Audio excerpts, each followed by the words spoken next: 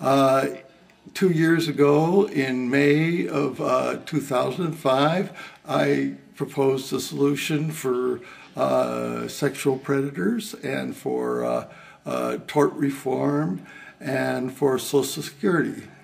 On Social Security, I proposed that the taxes be applied to a lot of categories that aren't taxed at this time, and that will take care of it without raising fees across the board. So the money has to come from somewhere, unfortunately.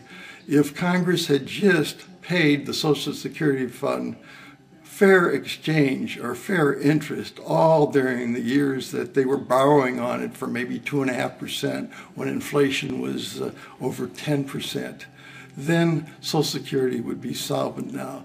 But it was kind of a rob Peter to pay Paul type situation, and they just grabbed hold of every dollar they could get.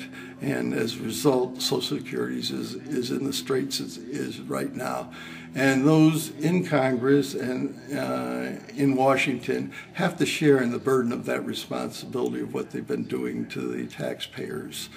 I notice that Congress does not belong to Social Security. They pay equivalent amount, but they seem to get pretty close to full coverage, and so that is awful. That's very, very biased in the direction of their pockets, not ours. They should be in the same boat as all the rest of us.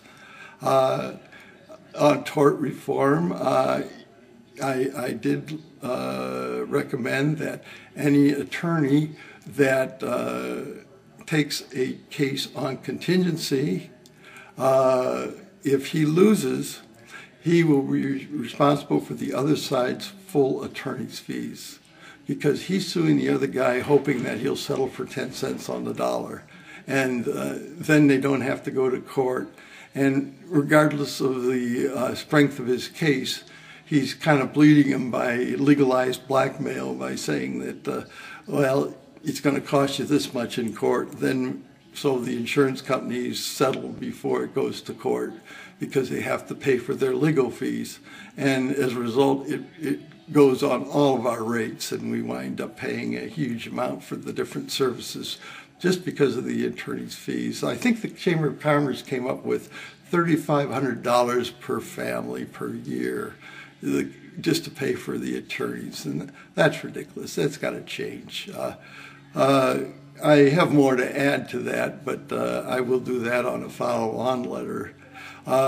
We have sexual predators. I recommended, and they're adopting it in quite a few states now, that instead of the ankle bracelets that beam to the receiver at the perpetrator's home while he's on parole, it would have GPS on it, and so they'd be able to track him from the satellites. Along with that is a means of not being able to take it off, which I won't share with you because I don't want to make the sexual predators knowledgeable of this. But if he tries to take it off, he won't succeed readily, and as a result, he can be picked up and he can be put back in jail for violation of his parole, and the next parole, instead of being 5 years, could be 10 years, and the third time, 3 strikes and you're out, he's in there for life. The sexual predators, they found out, are going to commit their crime anyway on a repeat basis, but we've got to stop them from ruining the lives of additional children. If they create a crime once, we catch them and put them in jail, and then when we let them out, we have a means of putting him right back in if he's a repeat offender. In addition, the children and the school buses and the schools would have a receiver that can receive his signal, and if he's within 300 feet, it would set an alarm. If he's within 7 feet, it would set up to the satellite, and they would come and pick him up, and that would be the basis for revoking his parole and putting him back in prison. And then the next parole would be twice as long. Instead of 5 years, it'd be 10 years, and the third time, he'd be a 3-time loser. What it does is it prevents the school bus from letting off the kids if a predator's in the area, and if he does try to attack a child, he'll be picked up immediately rather than scar the child's life or worse. I think this is the fairest way, and they can even use this process for bank robbers on parole, that the banks can have the receiver and they can be well warned if a repeat offender could be coming through the door of the bank. And so it can be uniformly used to control crime, and that's very, very important.